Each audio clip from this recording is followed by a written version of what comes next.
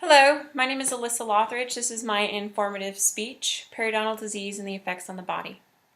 Everyone in the audience knows someone who's affected with periodontal disease, whether it's your immediate family or a close friend. But did you know the bacteria associated with periodontal disease can affect the respiratory system, cardiovascular system, or pregnancy of a woman? Harmful bacteria in the oral cavity can travel throughout the body, leading to several other diseases. The prevention of this disease can directly prevent the spread of harmful bacteria into other parts of the body, something that everyone is likely to want to prevent. As a dental hygienist, I see periodontal patients on a daily basis and assist in educating them on the harmful effects, as well as how to prevent further in the future. Today we're going to take a look at three of the main effects of this periodontal disease on the body, starting with the heart, going off to the respiratory tract, and ending with the effects on a pregnant woman and her unborn child. Let's start with the heart.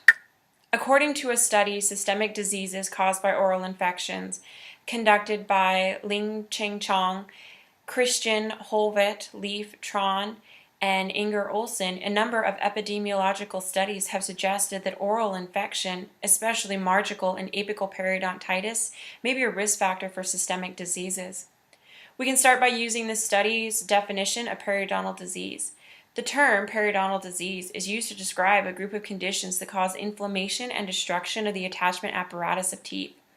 In other words, the gingiva, the periodontal ligament, root cementum, and alveolar bone. Periodontal disease is caused by a bacteria found in dental plaque, and about 10 different species have been identified as putative pathogens in periodontal disease, mainly gram-negative rods.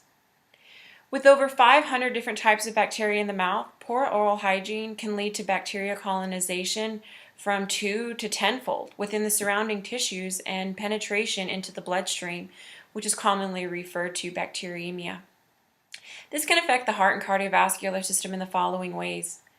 Certain bacteria such as Streptococcus sanguis and Poromorphus moronis gingivitis, they can introduce platelet aggregation. This can lead to a thrombus formation and can trigger a heart attack-like series of events.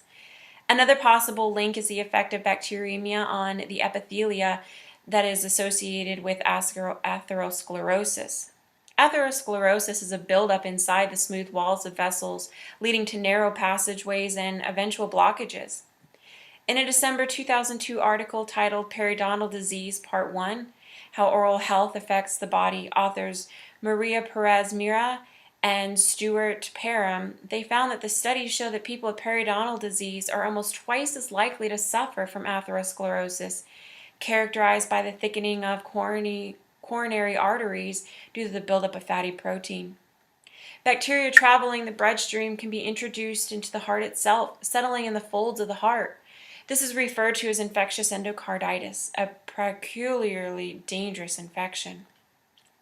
Finally, the loss of teeth from the oral cavity can lead to edentulous or dentured patients eating less nutritionally.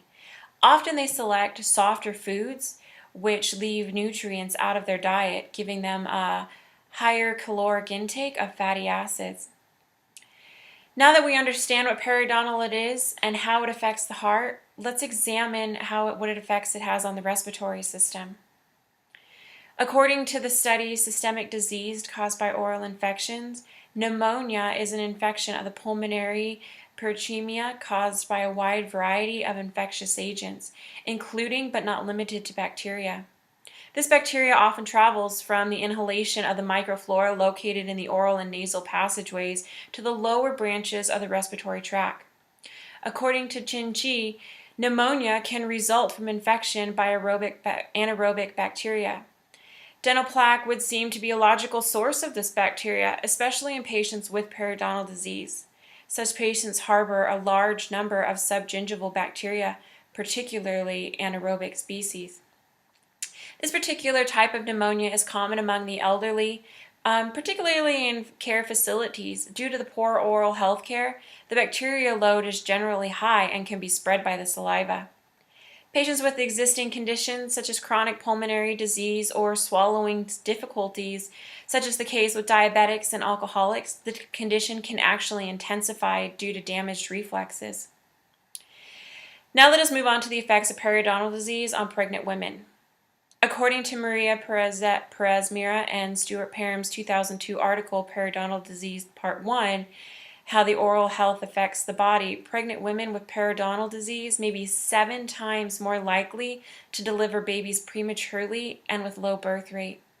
The term pregnancy gingivitis is applied when hormone levels of a pregnant woman elevate, promoting inflammation. This increase in inflammation is not always linked with an increase in plaque buildup, but can be linked with the buildup of hormones. According to Ching Ling's, the ration of anaerobic gram-negative bacteria species to aerobic bacteria increases in dental plaque in the second trimester. This increase of bacteremia can directly affect its host.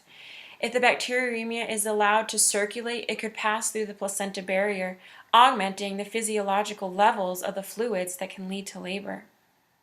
In Mark Ide and Panos Papanayos' article, Epidemiology of Association Between Maternal Periodontal Disease and Adverse Pregnancy Outcomes, it was found that women with periodontal disease were twice as likely to develop preeclampsia in the third term of their pregnancy. Preeclampsia is defined, in this study as a development of high blood pressure and protein in the urine after the 20th week of pregnancy, which can lead to preterm, stillbirth, or even miscarriages in pregnant women. In conclusion, you can see that this harmful bacteria in the oral cavity can travel throughout the body, leading to several other complications. You now know about the effects of dental bacteria on the heart, cardiovascular system, respiratory tract, and in pregnant women. It has been my pleasure to shed some light on this harmful effects of bacteria and its effect on the mouth as well as the rest of the body with you today. I hope that you all go home and floss as well as make appointments to see your local dental professionals so that this never happens to you.